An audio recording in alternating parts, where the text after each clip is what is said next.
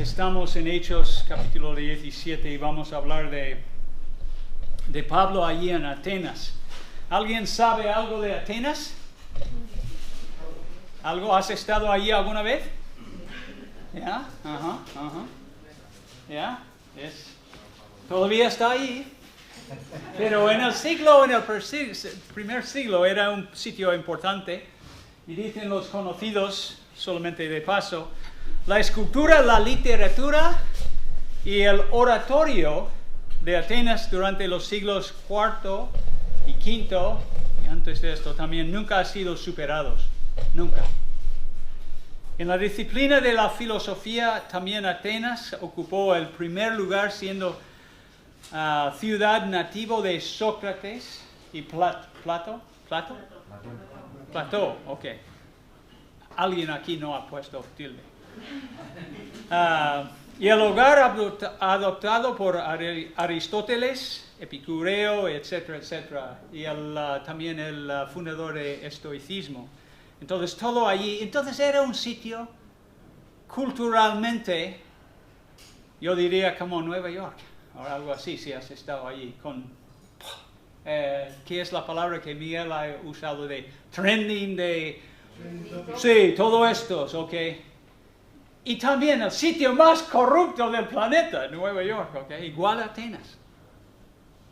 Ok, vamos a estudiarlo un poco hoy, porque hemos estado hablando, para los que no han estado aquí, hemos estado hablando de diferentes facetas de la evangelización en el siglo XXI, y no ha cambiado muchas cosas. Tú recuerdas aquí, antes de leer el pasaje, Pablo estaba en Tesalónica, predicando el Evangelio cuando empezamos capítulo 17, y algunos malos trastornaron, causaron muchos problemas, tenían que huir de allí, y cuando llegamos aquí vemos a Pablo en versículo 15,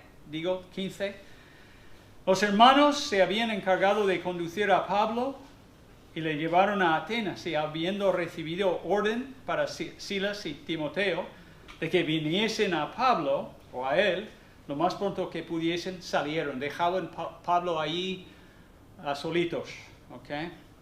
Así que, dice, mientras Pablo y los esperaba en Atenas, su espíritu se enardecía viendo la ciudad entregada a la idolatría. Y es así en muchos de los capitales culturales, digamos, del mundo. Pueden tener cosas espléndidas, impresionantes para los seres humanos, pero a la vez pueden ser los sitios de Satanás, ¿ok? Del diablo. Es así. Y así que discutía en la sinagoga con los judíos, que era su costumbre. Si lees el libro de Hechos, él siempre primero fue a la sinagoga. Y con otros piadosos, dice allí, y en la plaza cada día con los que concurrían. Y quizás lo que quiere decir versículo 17 sobre los piadosos, los Eusebia, es que quizás ellos eran gente gentil que habían juntado con los judíos y estaban interesados en conocer al Dios verdadero. No lo sabemos aquí en este versículo. Y algunos filósofos de los epicureos y de los estoicos disputaban con él, y unos decían una cosa, ¿qué querrá decir este palabrero? Y otros decían, parece que es un orador o un predicador de nuevos dioses, porque les predicaba el Evangelio de Jesús y de la resurrección. Y eso es algo muy importante aquí en este pasaje, porque al final termina hablando de la resurrección también, y ellos lo dice allí en versículo 31, y luego dice en 32, pero cuando oyeron lo de la resurrección de los muertos, empezaron a burlarse de él. Entonces, tenemos que recordar que el mensaje, el evangelio de ellos en aquellos días era que Jesús, sí, todavía vive. Es el Dios viviente. La encarnación, lo que hemos cantado, o alguien ha dicho, o Emily o Miguel Ángel, Él bajó, Dios bajó del cielo, se encarnó como un hombre, entregó su vida en la cruz y luego fue resucitado de entre los muertos. Entonces eso siempre choca a los seres humanos. No lo aceptan, pero es el Evangelio. Sin la resurrección, como dice Pablo en 1 Corintios 15, estamos como los hombres más míseros, porque dignos de ser conmiserados con nosotros, porque hemos fallado en creer correctamente. Pero sigue el pasaje. Versículo 19, entonces tomándole le trajeron al Areópago.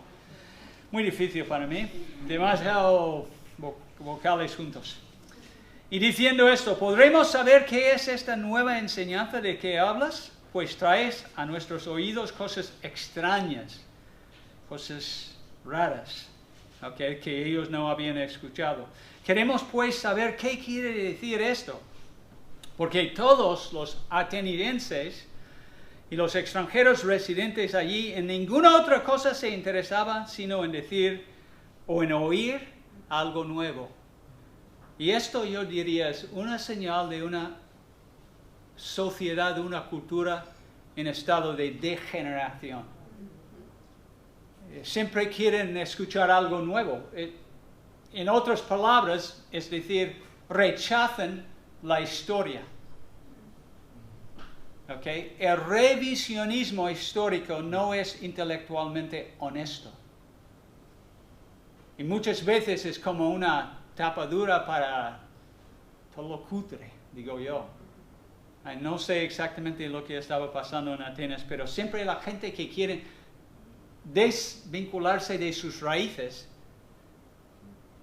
en el sentido de olvidar, que decir que no, esto no, nunca existió, esto no es honestamente, intelectualmente es honesto. No, para nada. Entonces Pablo, puesto en pie, en medio de ellos, dijo: varones atenienses, en todo observo que sois religiosos, porque pasando y mirando vuestros santuarios, hallé también un altar en el cual estaba esta inscripción: al Dios no conocido, al que vosotros adoráis, pues sin conocerle, es a quien yo os anuncio. Entonces he puesto así: el Dios no conocido.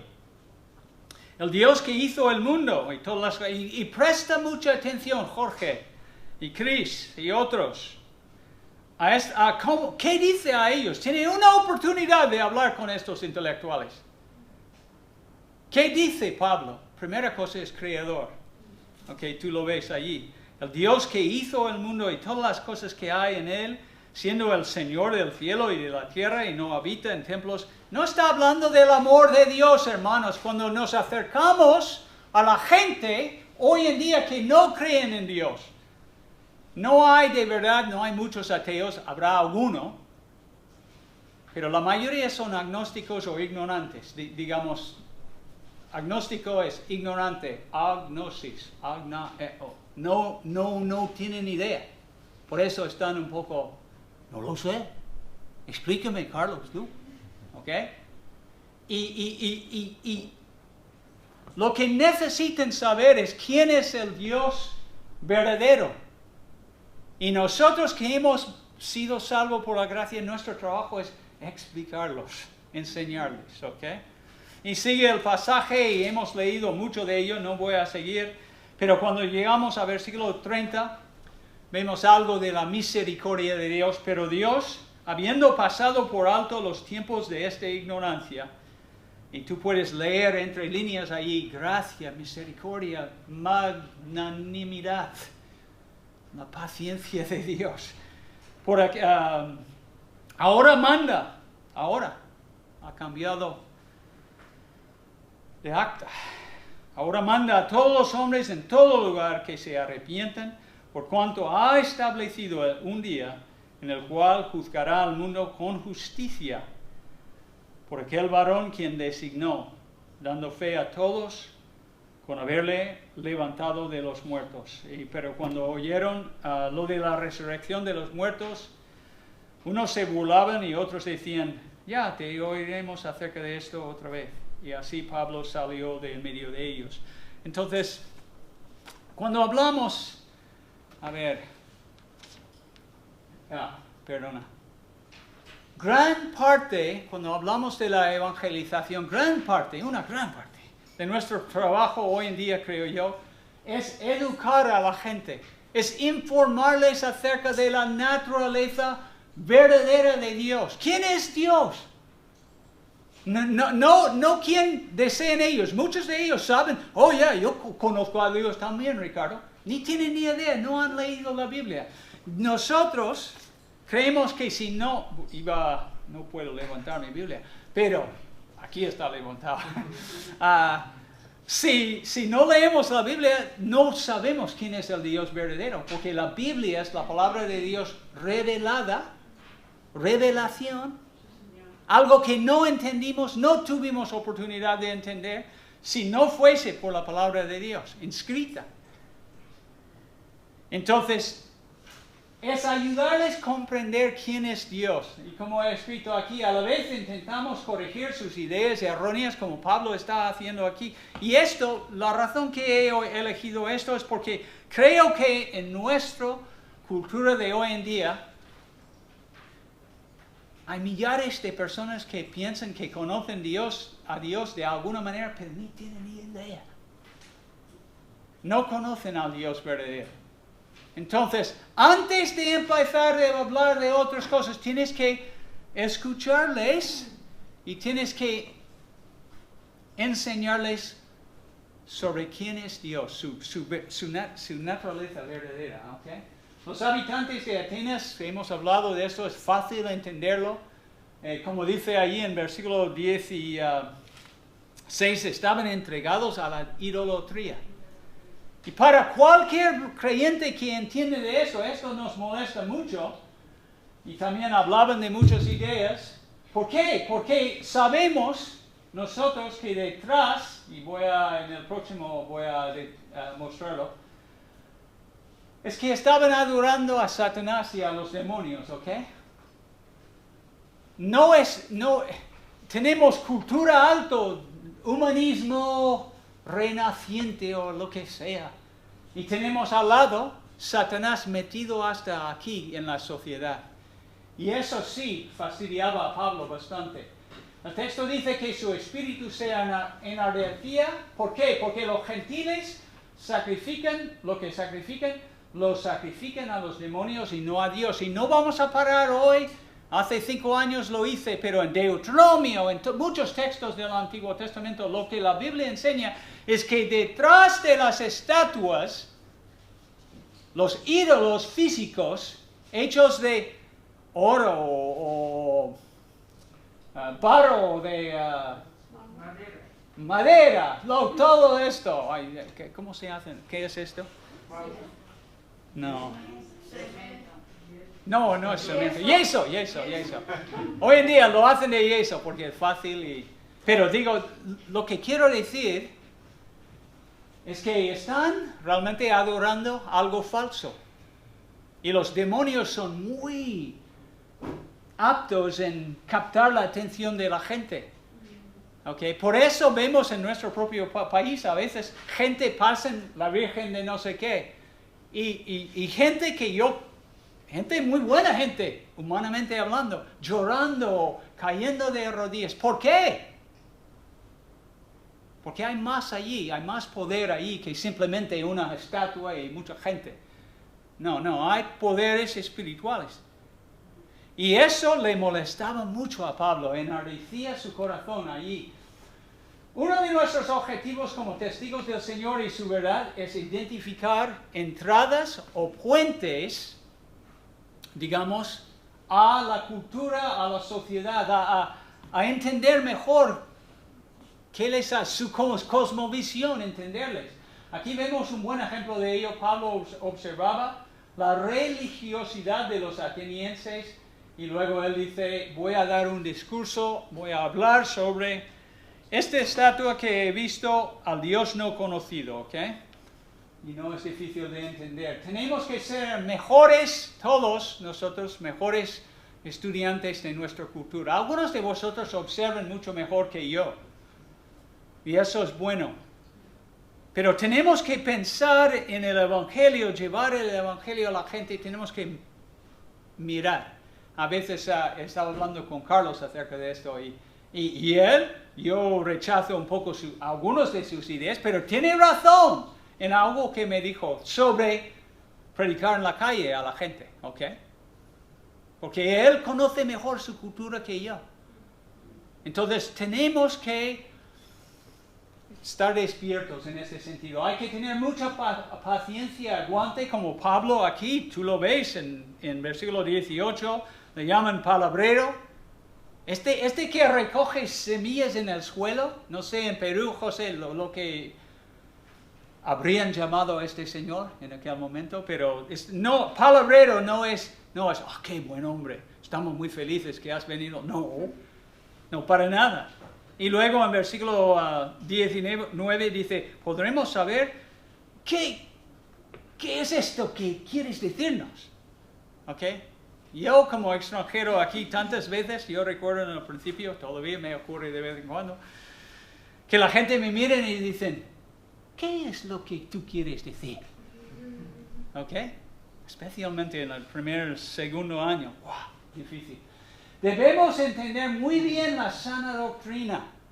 Y yo creo que es gran parte de nuestro problema, hermanos. No estoy intentando culparlos o avergonzaros.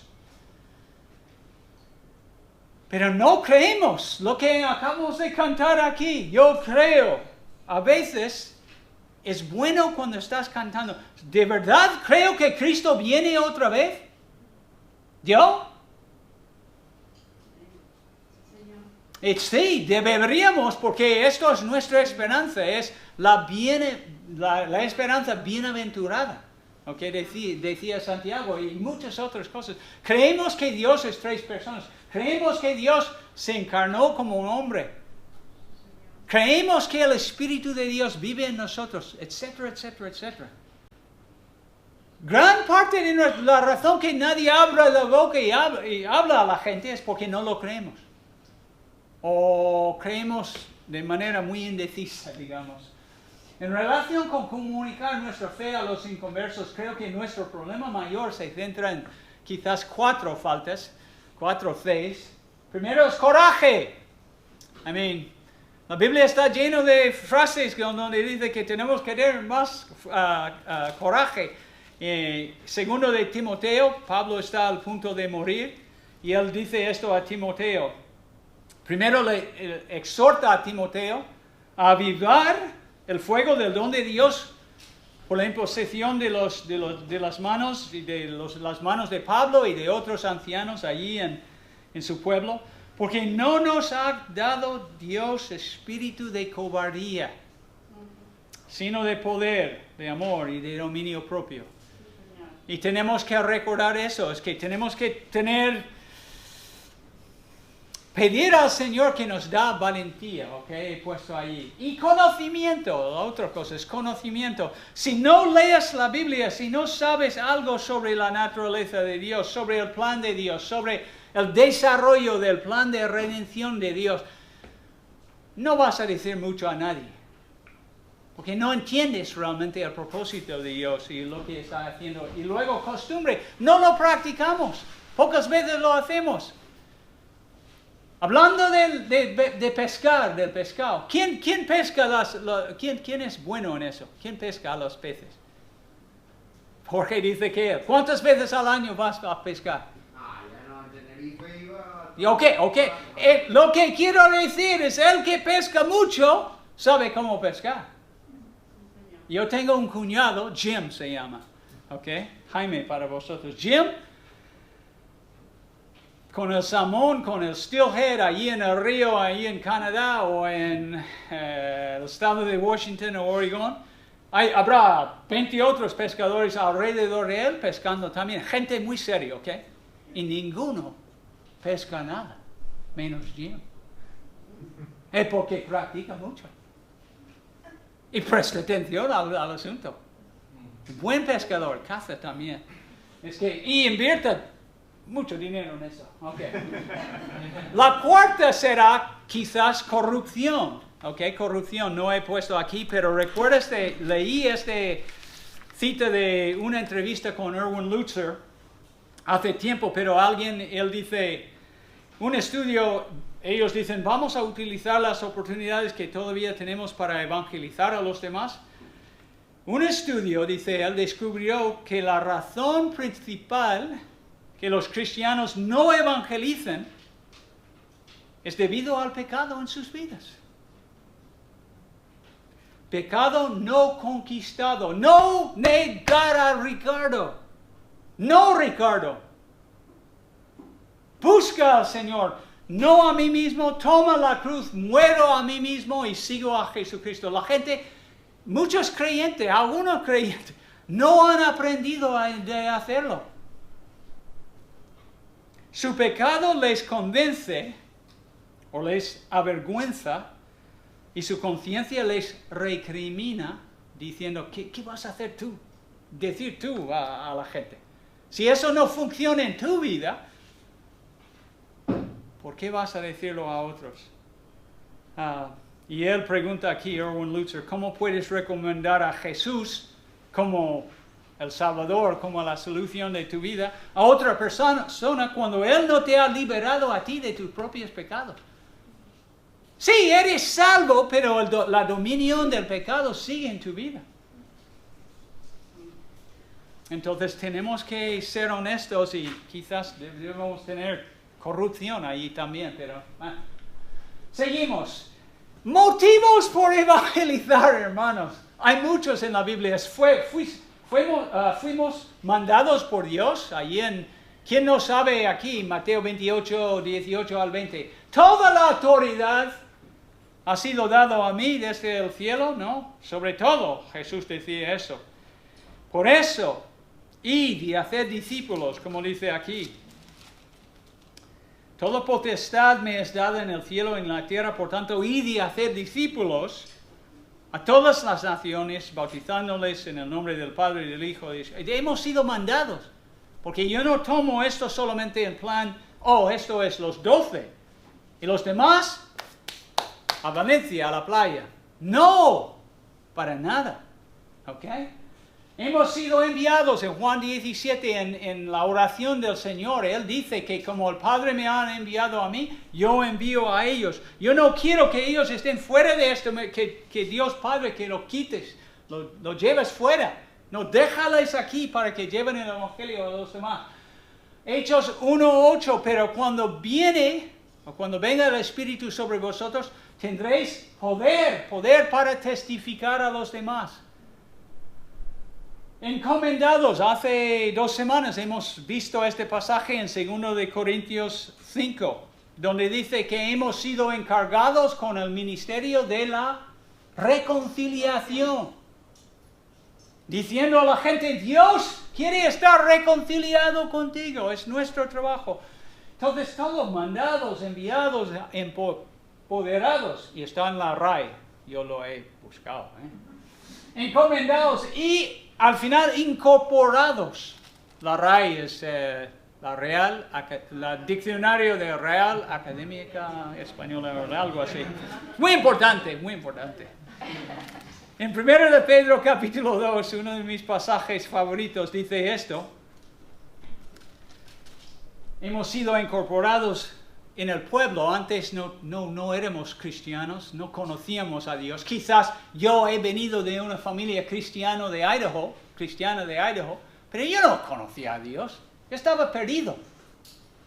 En nombre era cristiano, pero no de corazón, porque Cristo no vivía aquí. No estaba sentado sobre el trono de mi corazón. Dice aquí más, vosotros sois ahora linaje escogido, real sacerdocio, nación santa, pueblo adquirido por Dios, para que anunciéis las virtudes, las excelencias de aquel que os llamó de las tinieblas a su luz admirable. Sí, Señor. Eso es nosotros. Entonces, no hace falta tener más motivos, ¿ok? Entonces, todos, ¿por qué no evangelizamos más? Pues, creo que es esto. Y corrupción también. ¿Ok? En Hechos 17, aquí rápidamente, Pablo básicamente lo que vemos aquí es un pasaje bastante fácil de entender. él empieza a hablar sobre la naturaleza de Dios. Y como he dicho, no es difícil de entender y dice todo eso. Dios es trascendente, Dios es inmanente, Dios es soberano, todas estas cosas. Tú puedes leerlo aquí. Usa algunos positivos, sus frases son positivas, otras negativas. Pero una cosa muy importante lo que hace Pablo aquí. Está intentando llegar a la conciencia de la gente. ¿Ok? Está mirándoles, está como he puesto aquí. Pablo se dirige a las conciencias de sus oyentes con el fin de destacar la diferencia entre lo que ellos creían y el Dios verdadero. ¿Ok? Y hay muchas cosas, podemos hablar de eso, son importantes, pero primero vemos a Dios como creador. Dios creó todo en el principio, como dice la Biblia en Génesis 1:1. Dios creó los cielos y la tierra y los cielos. ¿Okay? Y a partir de ahí, capítulo 3, creó el hombre, capítulo 2. Creó el hombre también. Hay literalmente cientos de versículos que hablan de Dios como creador. Que ellos no lo creían, ellos creían en un otro concepto, los atenienses, pero Dios es creador. Hoy en día, ¿qué es el sistema que reina en cuanto a la filosófica, la cosmovisión de todos? ¡Evolución! ¿Ok? ¿Quién es el gran proponente? ¿Quién promueve? Pues la Iglesia Católica. Han creído durante siglos en la evolución. Es totalmente inconsistente. Ratzinger tiene un libro sobre la evolución del hombre. El Papa, el antiguo Papa. Es increíble. No, Dios nos creó de dos. Creó uno primero y luego la otra. Adán y Eva. Y Dios es creador y el mundo tiene que escucharlo. Y hay muchas evidencias. No voy a decir que prueba totalmente que Dios existe, pero sí, con los fósiles, con la arqueología, con nuestro sistema, con las células, genéticamente todo esto. Ahora los científicos saben que todos nosotros, no sé cuántos países tenemos aquí representados hoy, pero somos de diferentes razas y ¿qué va? Hemos venido todos del mismo sangre, ¿ok? Y lo dice aquí en nuestro pasaje en versículo 26. De un sangre ha hecho. Entonces, los Hutsis y los Tutsus que se mataron hace años y realmente eran de la misma del mismo tribu, ¿ok? En un sentido. Dios es creador, primera cosa que la gente tiene que saber. Dios nos creó, no solamente todas las cosas, pero nosotros también. Dios es soberano, puesto que Él es Señor del cielo y de la tierra, y la Biblia está llena de esto. En capítulo 2 en Salmo 2 dice esto, versículo 4, el que mora en los cielos, el Señor se burlará de ellos. El que mora en los cielos se reirá. Porque el trasfondo, el fondo aquí de este salmo es que la gente, las naciones están rebelándose contra Dios, como dice en versículo 1. Y los reyes se levantan y los príncipes están intentando quitar de encima a Dios, como dice en versículo contra Jehová y contra su ungido, diciendo, rompamos sus ligaduras y echemos de nosotros sus cuerdas. Esta es la historia del ser humano, somos rebeldes. Yo sé mejor que Dios y mejor que tú cómo llevar mi vida. Esto se llama orgullo, especialmente cuando decimos eso. Pero Dios que está en los cielos se reirá. Y el Señor se burlará de ellos, luego hablará a ellos en su furor y los turbará con su ira. Versículo 5, pero yo he puesto mi rey sobre Sión, mi santo monte, y sigue el pasaje. Y en Apocalipsis también, ¿qué está escrito aquí en el busto de Jesucristo cuando viene montado sobre el caballo? Rey de reyes y Señor de señores. ¿Creemos eso? Sí. Vendrá otra vez también. Y como soberano. Cada año cuando leímos en Isaías capítulo 9, porque nos gusta esto, porque el niño nos es dado. Ok, este pasaje tiene que ver con la soberanía de Jesucristo. Porque dice, porque un niño nos es nacido, un hijo nos es dada, el principado sobre su hombro, etc. Se llamará su nombre admirable consejero, Dios fuerte, Padre eterno, príncipe de paz. Pero escuche eso, lo dilatado, la extensión de su imperio y de la paz no tendrán límites. No, Él va a reinar grandemente. Okay. Es soberano. Dios es soberano. Y aquí Pablo en Hechos 17 empieza así, hablando de que Dios manda. Y siempre lo digo coloquialmente, lo que tenemos que decir a la gente es, aunque tú puedes decirlo como quieres, pero Dios manda. Y la gente lo rechaza rápidamente. No me gusta esto. No, yo voy a dirigir mi vida. No, la Biblia enseña, Dios dirija este planeta. Él es el soberano. Y nosotros tenemos que rendir cuentas a Él. Dios es el dador. Dice allí en versículo 25b. Pues Él es quien da a todos, vida y aliento y todas las cosas. No, yo trabajo. Todo es mío. Ok, sigues con tu mentira, pero Dios es el que te da cada día el aliento para respirar y la fuerza para levantarse. Mira, esta cosa que no podemos ver con nuestros ojos que se llama, no sé si es correcto decirlo así, COVID-19. Una cosa tan pequeña ha puesto nuestro mundo patas arriba. Zillones, no sé si hay una palabra zillones, pero trillones, millones, más allá de ahí, ha sido perdido ya, ¿ok? Económicamente, por este pequeño. ¿Tú piensas que no, Dios no es el sostenedor? Y la Biblia habla mucho de esto, dice que Él sostiene todo. En estos pasajes, no vamos a verlo. Dios es el hacedor del ser humano, y hemos hablado un poco de eso. Pero dice allí, de uno o de una sangre, hizo todas las naciones del mundo. Jesucristo allí en Colosenses dice esto, que Él es la imagen del Dios invisible y el primogénito de toda creación, porque en Él, en Cristo, fueron creadas todas las cosas.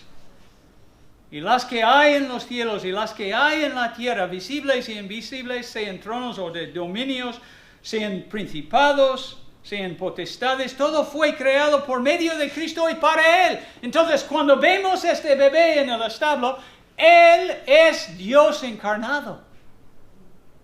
Y Él es el creador de todo y de los seres humanos también. Y muchos de vosotros conocéis a Salmo 139, entonces, Él es el que determina, es como el Terminator, ¿no? Pero determinador, Él determina, ¿ok? Yo nací en Idaho, en un pueblo que se llama Nampa.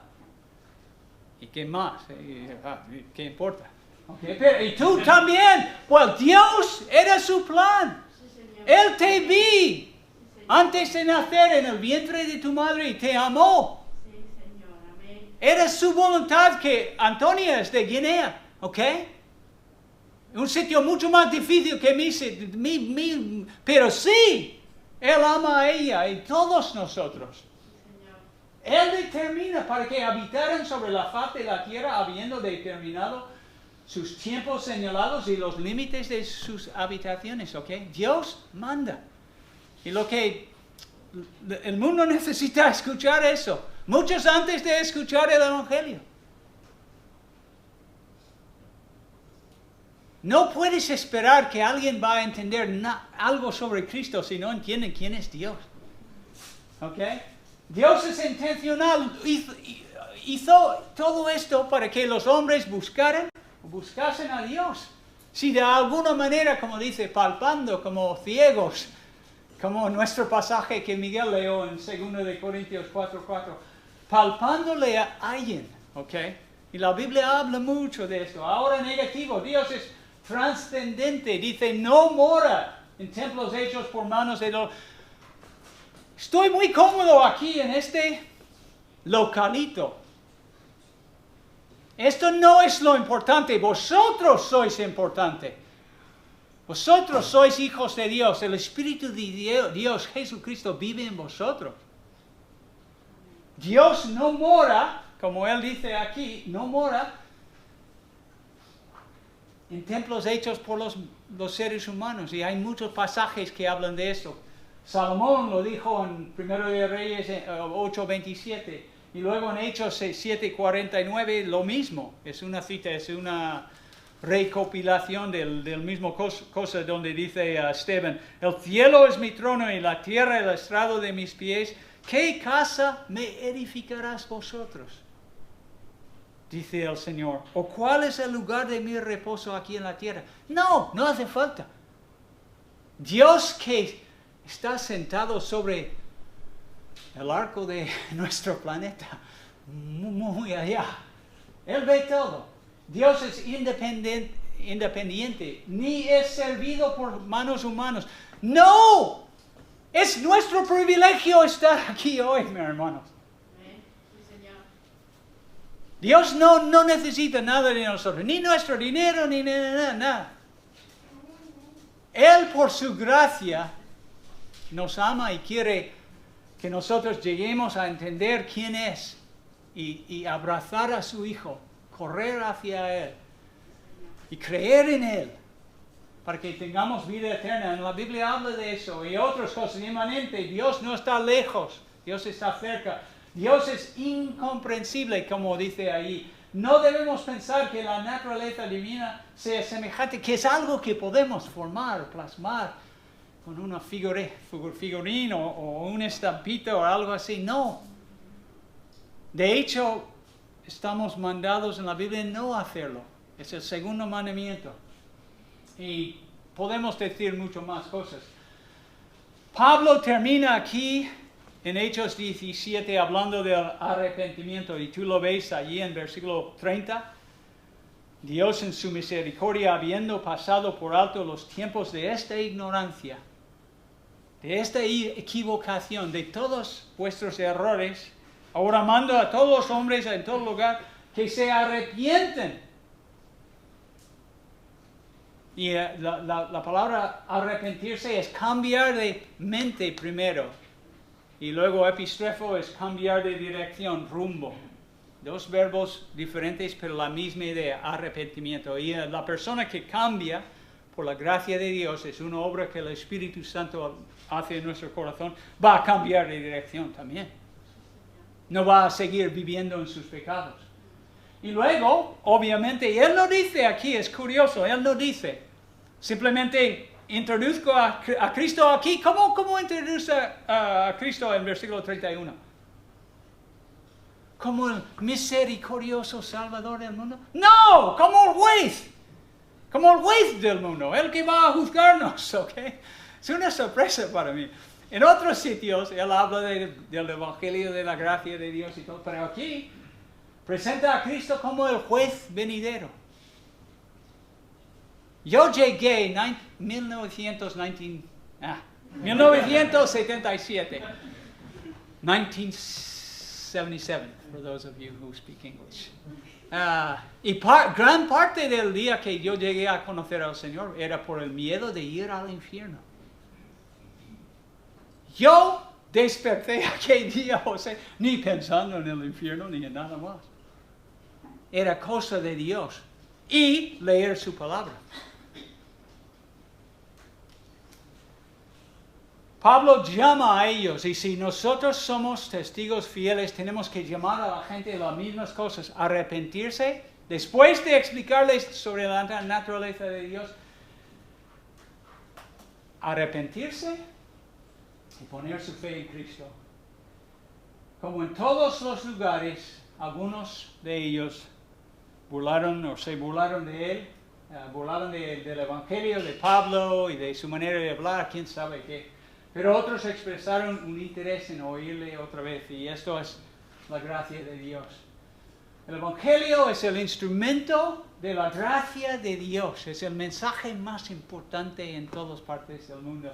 La justicia de Dios en el Evangelio se revela por fe y para fe. ¿Okay? Jesucristo es el gran salvador de los pecadores arrepentidos. ¿Tú recuerdas la historia una vez Jesús decía, ellos estaban criticándoles y él decía, no, yo he venido para los sanos, enfermos. Yo solo hablo con los que admiten que tienen una enfermedad, que son pecadores. Y si hay alguien aquí hoy, tú todavía dices, yo no. Sí, mi cuñado, vecino, sí, ellos son pecadores, yo no. Pues estás totalmente equivocado. Es una idea errónea. Somos todos pecadores. Yo el primero, como decía Pablo en 1 de Timoteo 1.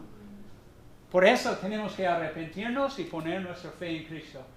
Dios quiere que todos los hombres sean salvos y que lleguen al conocimiento de la verdad, el Evangelio, ¿ok? Por eso Dios envía a sus siervos a todas partes del mundo para, como Pablo aquí, estaban en un viaje misionero a predicar el Evangelio. Rápidamente, ¿qué opinas tú? ¿Te has arrepentido de tus pecados? ¿De tu ignorancia? ¿De tu rebelión? ¿Estás leyendo la Biblia? Si no estás leyendo la Biblia, pues va a ser muy difícil que llegues a conocer a Dios. ¿Estás dispuesto a reconocer la vanidad de tus creencias en cuanto a Dios? Eso de la mayoría de nosotros desde nuestra niñez hemos estado enseñados, Dios nos juzga basándonos en nuestras buenas obras versus nuestras malas obras. No es así. Dios justifica a los hombres, salva a las personas solamente por la gracia de Jesucristo, solamente en Cristo. La obra que hizo Él. Todas las otras obras, sí, están escritos en un libro y van a ser usados, según Apocalipsis 20, para juzgarnos. Y la persona que ha dicho, sí, yo voy a discutir con Dios algún día sobre, vale, sí, tú vas a tener la oportunidad. Dios lo dice literalmente en Apocalipsis 20, el libro se abrirá, el libro de las obras. Y todos los que están escritos en este libro van al infierno, ¿ok? No, solo hay una obra que Dios acepta, es la obra de Jesucristo cuando murió en la cruz, se entregó a sí mismo por nuestros pecados y luego fue resucitado de los muertos.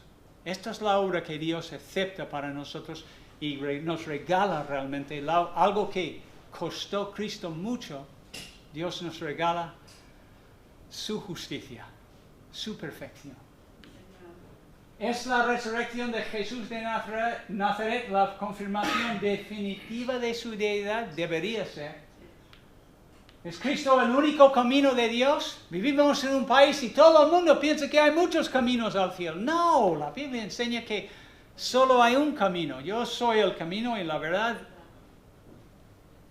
No.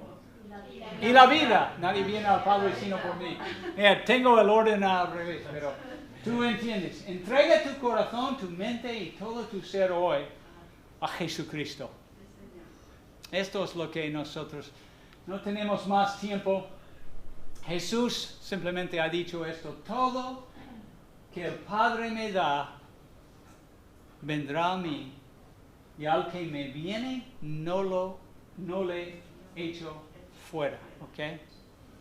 Y sigue en pie estas palabras. Y Dios quiere salvar personas y quiere usar nuestras vidas. Y que Dios nos use esta semana. Hablar el Evangelio con los demás, con amor, con observación, con valentía, para que otras personas puedan conocerle y cantar sus alabanzas como hemos hecho hoy nosotros. Oremos. Padre Celestial, te damos gracias, Señor, por la Biblia. ¿Dónde estaríamos sin tu palabra, Señor? Gracias por haber enviado a tu Hijo, como la Biblia habla mucho de su encarnación. Y luego su ministerio. Tenemos 4 evangelios, Señor, que nos da diferentes matices de su ministerio, de lo que hizo y lo que dijo. Qué tesoro tenemos delante de nosotros en la palabra de Dios, Señor. Ayuda a mis hermanos y a mí también, Señor, a ser buenos testigos. No tenemos que ser como Pablo, no tenemos que ser como Luis Palau o Billy Graham. Pero sí, cada uno de nosotros, Señor, sabemos que tú quieres usarnos para anunciar las excelencias de Jesucristo, para elogiarle a las otras personas, para levantarle en sus ojos, para que ellos lleguen a entender sobre la naturaleza de Dios. Ayúdanos a hacerlo esta semana, te lo pido en el nombre de Cristo. Amén.